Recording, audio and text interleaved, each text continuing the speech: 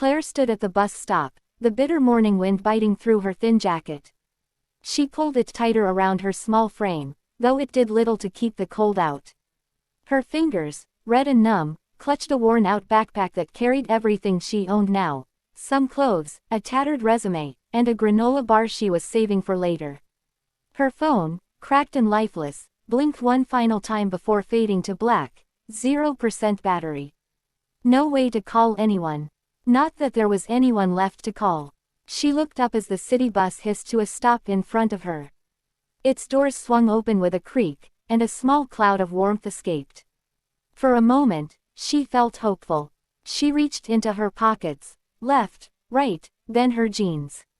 Nothing but a crumpled receipt and a lint-covered mint. Her heart sank. The driver, tired and impatient, glanced at her. He didn't need to say anything. His face said it all. Move along if you're not riding. Claire stepped back, her eyes stinging, not from the wind this time. She hadn't eaten since yesterday morning, and the job interview, her one chance to get back on her feet, was still miles across town. She looked down, shoulders slumped. And then, a warm, steady voice behind her. I've got it. She turned. A man, maybe in his late 50s, stood behind her with a gentle smile. He held out a transit card, already swiped. Everyone needs a lift sometimes, he said kindly. Claire's breath caught in her throat. She blinked, unsure if this small act of kindness was real. But as she stepped onto the bus, heart pounding, she realized, this was more than a ride. It was the start of something new. Claire stepped onto the bus, still unsure whether she should thank the man or cry. She found a seat near the middle, and the older gentleman, Mr. Bennett, as he would later introduce himself, sat beside her, silent and calm. The bus rumbled forward, and for a few minutes, they just rode in silence. Claire stared out the window, blinking fast, trying to steady her thoughts. Her heart was racing with anxiety about the interview, but more than that, about life, what was left of it. She glanced sideways. Mr. Bennett wasn't scrolling a phone or reading the paper. He was simply, there. Present. His eyes were kind but didn't push. No awkward questions, no judgment. Just calm company. Rough morning, he asked gently, his voice like a worn-out flannel, soft, comforting. Claire hesitated, then nodded. Rough year, actually. Her voice cracked, but once she started, the words poured out. How her mom had passed last winter. How the rent piled up. How one bad month turned into eviction, shelters, missed calls, missed chances. How hope was starting to feel like a luxury she couldn't afford. Mr. Bennett listened, really listened. When she finished, he didn't rush in with advice or pity. Instead, he said softly, I get it. I really do. Claire looked at him, confused. I lived in my car for 2 years, he said, staring out the window now. Used to park behind grocery stores. Showered at the Y. People helped me when I needed it most. He turned to her with a gentle smile. Just returning the favor. Claire felt her throat tighten. For the first time in months, she didn't feel invisible.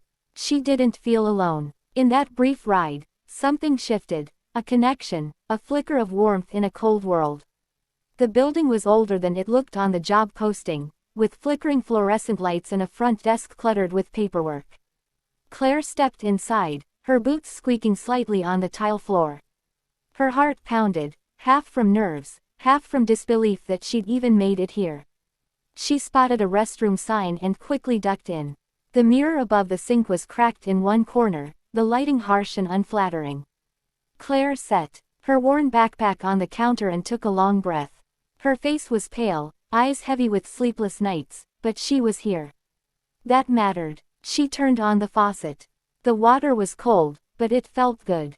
She cupped her hands and splashed her face, washing away the dried tears and yesterday's exhaustion. Pulling a small comb from her bag, she tried to tame her windblown hair into something neat. Then she stood up straight and stared into the mirror. For a moment, she didn't recognize the woman looking back. And then, she whispered it, almost without thinking. You've survived worse. You've got this. Mr. Bennett's words echoed gently in her ears, grounding her. She repeated them once more, firmer this time. Her reflection softened. She smiled, not because everything was perfect, not because her problems were solved, but because something inside her had shifted. She wasn't just the girl who had been sleeping in shelters, skipping meals, and chasing fading hope. She was Claire, a fighter, a survivor, and maybe, just maybe, today could be the start of something new. The music in her mind seemed to change, soft, hopeful piano playing like a quiet sunrise. She picked up her bag, squared her shoulders, and walked out of the restroom toward the interview room. Not afraid, not broken, ready. The same bus stop, same crack in the pavement, same cold wind blowing across the sidewalk. But Claire was different now. She stood tall, dressed in a crisp blazer and soft blue blouse, a steaming cup of coffee warming one hand and a small white envelope tucked under her arm, the one that held her first full paycheck from her new job. A year ago, she had stood here shivering, broken, with empty pockets and heavy eyes.